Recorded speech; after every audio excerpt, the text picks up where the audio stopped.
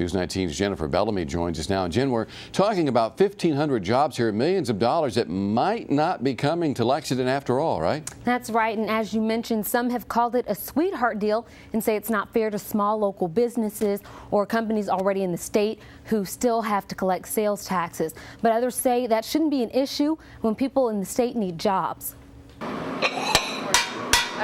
8 years ago, when she started her own restaurant, Patricia Veeler says she didn't get any special treatment. Of course not, but I'm also in a retail environment. I recognize that if people aren't working, they're not spending money. If they're not spending money, I'm not making money.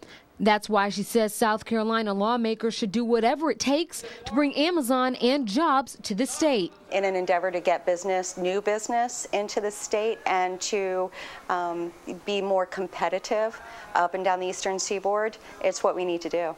But everyone doesn't agree that South Carolina should pull out all the stops to bring in the online retailer. I think that providing those type of incentives for out-of-state companies, no matter what the size or how lucrative it may look as far as number of jobs, is unfair to in-state companies, smaller companies.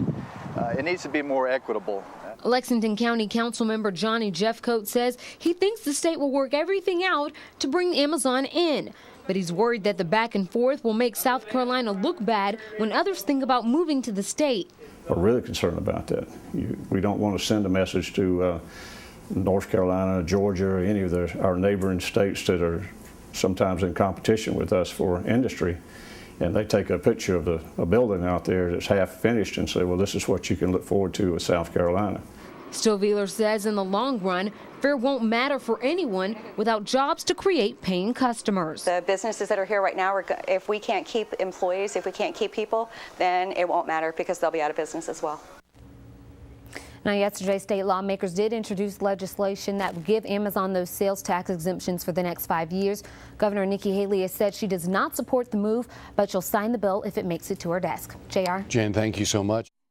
When you come to South Carolina, we are going to give you a fair, competitive marketplace to do business.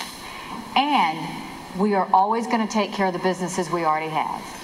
By allowing Amazon to get a tax break, when you are not giving it to any other business in our state, destroys what I am saying and immediately disputes everything that we say South Carolina is. Those comments were posted by the governor's office today on YouTube. Now, with the Amazon deal dead, 1,250 jobs will go on to another state.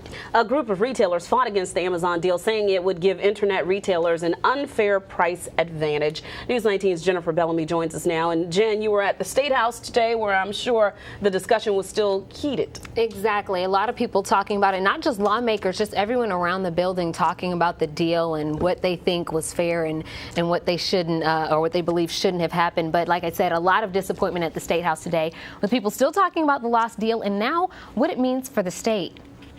This is a sad day in South Carolina. We've never been in this situation before. Well, we have people who need jobs badly, and they're going to lose that opportunity to have a job. Some state lawmakers say they fought an uphill battle trying to bring Amazon and more than 1,200 jobs to Lexington County. Without the leadership of the governor saying, we really want you to do this, people are concerned about doing it because they've got mixed signals. We had the Department of Commerce who's asked us to do it, and we've had the governor who's made statements opposite, giving people reason that they don't think she wants it done. The governor of South Carolina squandered that opportunity. She failed to exercise her leadership and to simply ask the House to pass this bill. But not everyone's disappointed with the decision made by most House members here at the State House on Wednesday. We feel good. I mean, this was a victory for small businesses and retailers across the state. It's a shame that Amazon is choosing to leave South Carolina, and it's obvious that, you know, they wanted this special deal, and if they didn't get it, they were going to leave. Still, others worry about what this decision will mean for the future of economic development in South Carolina. We will have economic developers in other states who are going to use this against us with prospects that we currently have in South Carolina. Now, as JR said earlier, the governor addressed those criticisms today in Charleston. Here's another clip from what she had to say from a post from her office on YouTube. Retail in general is very different than manufacturing. Retail by nature has a high turnover. Retail by nature is a lower priced job, and retail by nature is not solid and invested. It is not a Boeing. It is not a BMW. Manufacturing, high technology, is very different. So you had this company come in. It was an unfortunate situation in that the previous administration had already agreed with this company they would do it. But what I knew was it was bad policy. You will not see an Amazon situation in the Haley administration. Governor Haley went on to say that she told Amazon her administration wants them doing business here, but they want it on a level playing field with other companies. Is there any talk at all at the State House of possibly trying to revive this deal with Amazon? Well, there's still legislation in the Senate, but it really just comes down to Amazon, and if they're saying they're out, then even a push through the Senate and later on the House, and even if it landed on the governor's desk, might not be able to change their mind. And that's what it sounds like the vice president of Amazon is saying. He's done. They're moving on. Exactly. All right, Jen, thank you. Coming in tonight at number 1, the fight to bring Amazon to South Carolina does not appear to be over. Work at the Lexington County site continues, and this afternoon, opponents once again began airing TV ads against the deal. Again, that's because lawmakers may take up the debate during the next 2 weeks. News 19's Jennifer Bellamy says people on both sides have started to prepare for yet another vote, right, Jen?